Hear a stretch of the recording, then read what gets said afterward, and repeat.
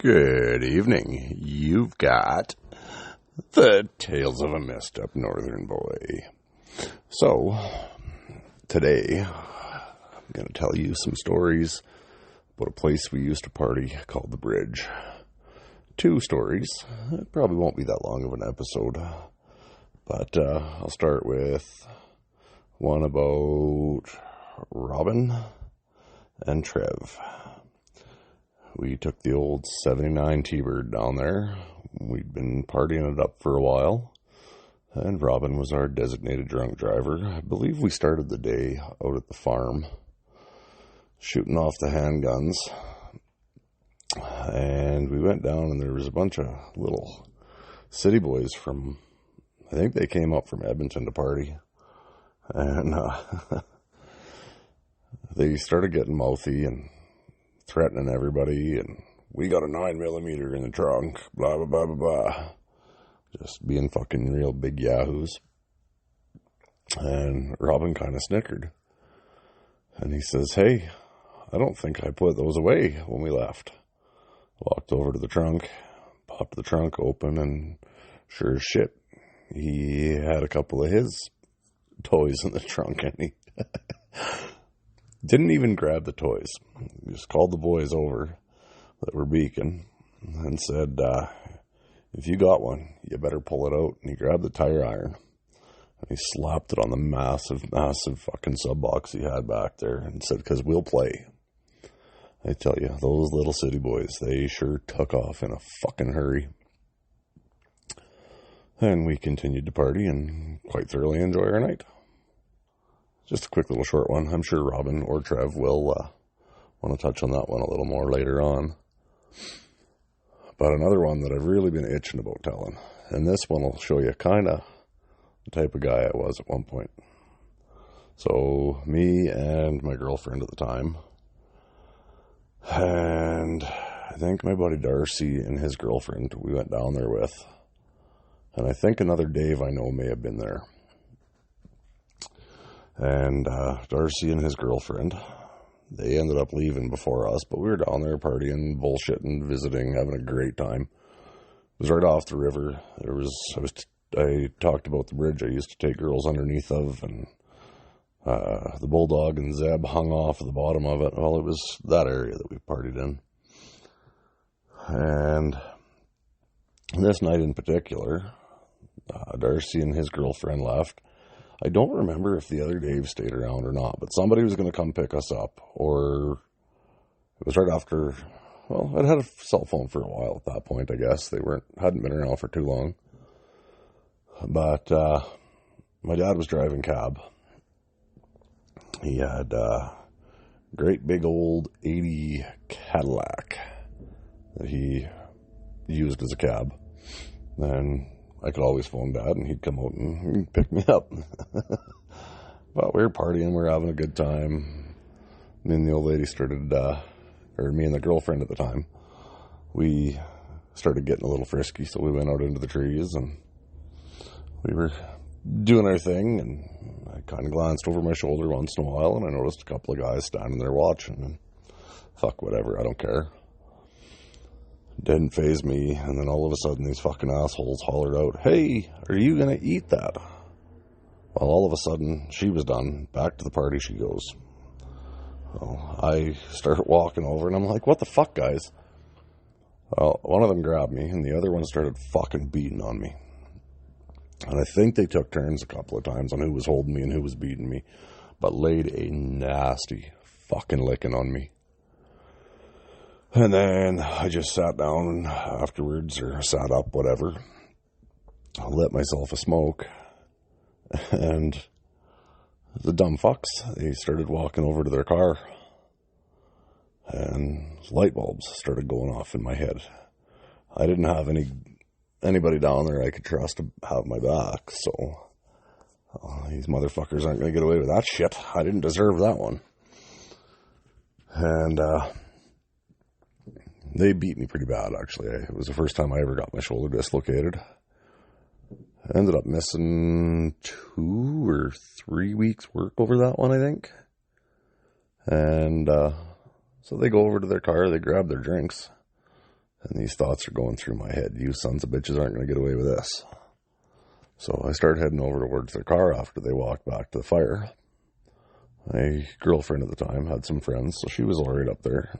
I was going to deal with this bullshit.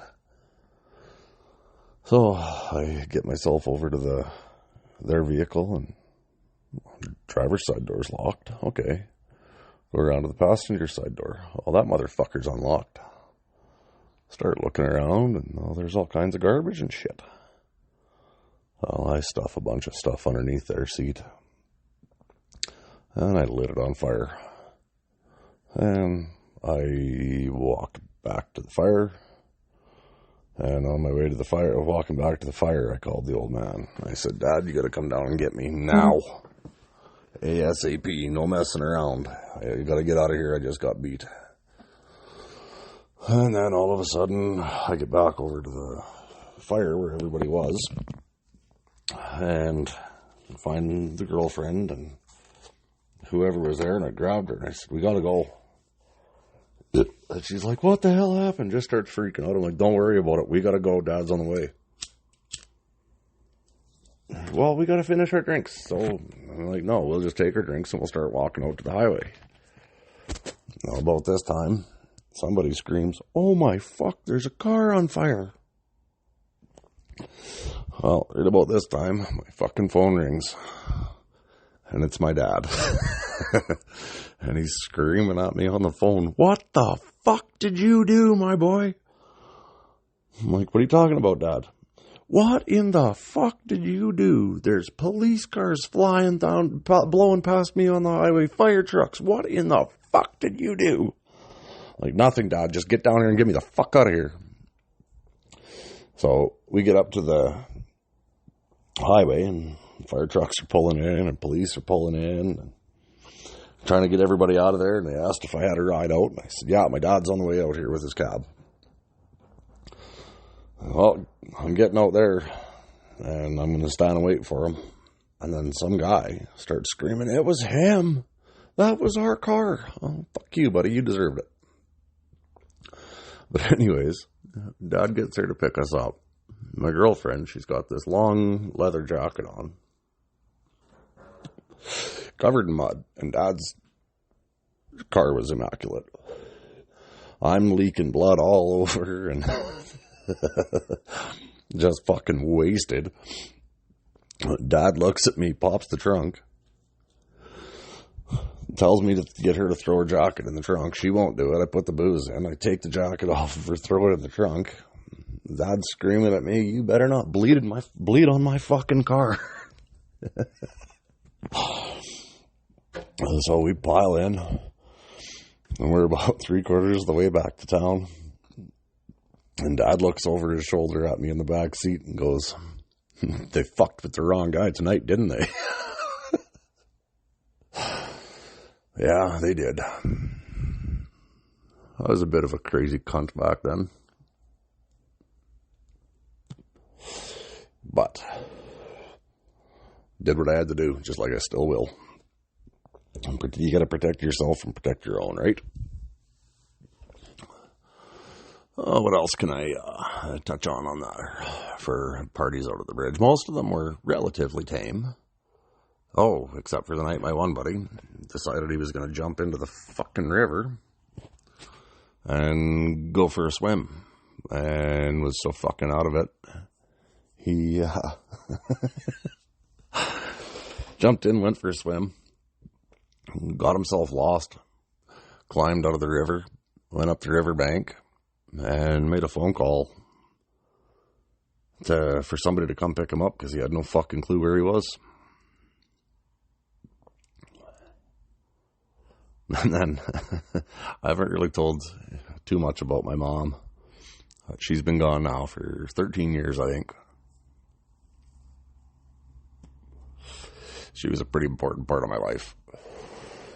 But back in that first bar I ever worked in the basement of that scummy hotel that's, like I said, no longer standing there. I was bouncing there the one night, and this one guy comes running over, and he was pretty well known for not Not hiding from nobody or not fucking around and just smashing guys out or whatever if anything was going on. He was just one of them. Well, he comes running over. Dave, you gotta help. You gotta help. I'm like, what the hell's going on, Fred? He says, this big red-headed bitch, she's coming at me and she just won't leave me alone. She's grabbing at my cock and just will not leave me alone. Won't take the hint. You gotta fucking tell her to leave me alone. So, all right, Fred, where is she? And he points. And I just burst out fucking laughing. Looked at Fred and he's like, what are you laughing about, asshole? I said, you're on your own, man. That's my mom. I don't think I ever seen that motherfucker leave the bar so fast in my life.